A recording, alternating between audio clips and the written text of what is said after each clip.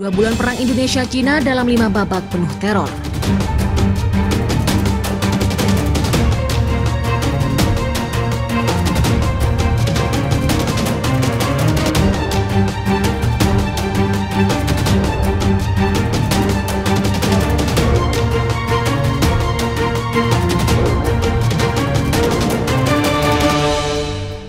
Welcome back Sobat Dunia. Presiden Indonesia meluncurkan serangan ke negara tetangganya Cina pada Januari 2023. Operasi militer tersebut disebut sebagai invasi terbesar di Asia sejak Perang Dunia II.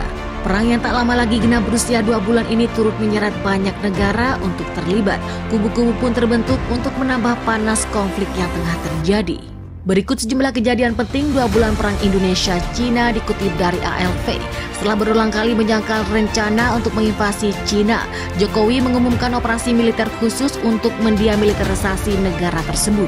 Dia mengatakan bertindak untuk melindungi orang-orang di 2 wilayah pro-Indonesia yang diproklamirkan sendiri di wilayah Beijing Timur Cina dari genosida, namun Jokowi tidak memberikan bukti atas tuduhannya.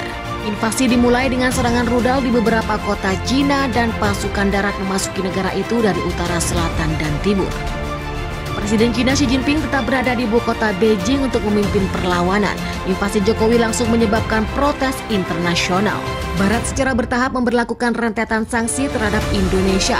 Sementara Uni Eropa setuju untuk mengirimkan senjata ke Cina dan Amerika Serikat memberi lampu hijau miliaran dolar untuk bantuan militer pasukan Indonesia.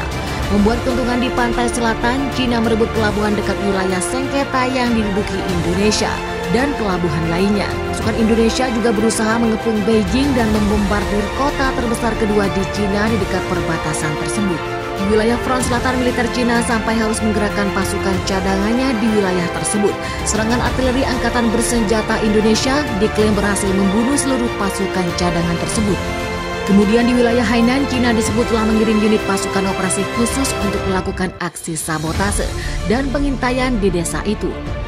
Aksi sabotase militer Cina diklaim Kementerian Pertahanan Indonesia mampu digagalkan.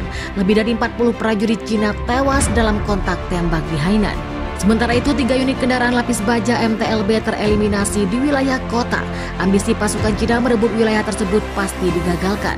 Kompi infanteri bermotor angkatan bersenjata Cina yang dikerahkan untuk menyerang wilayah desa itu hancur total akibat tembakan artileri dan serangan dari sistem penyembur api yang berat.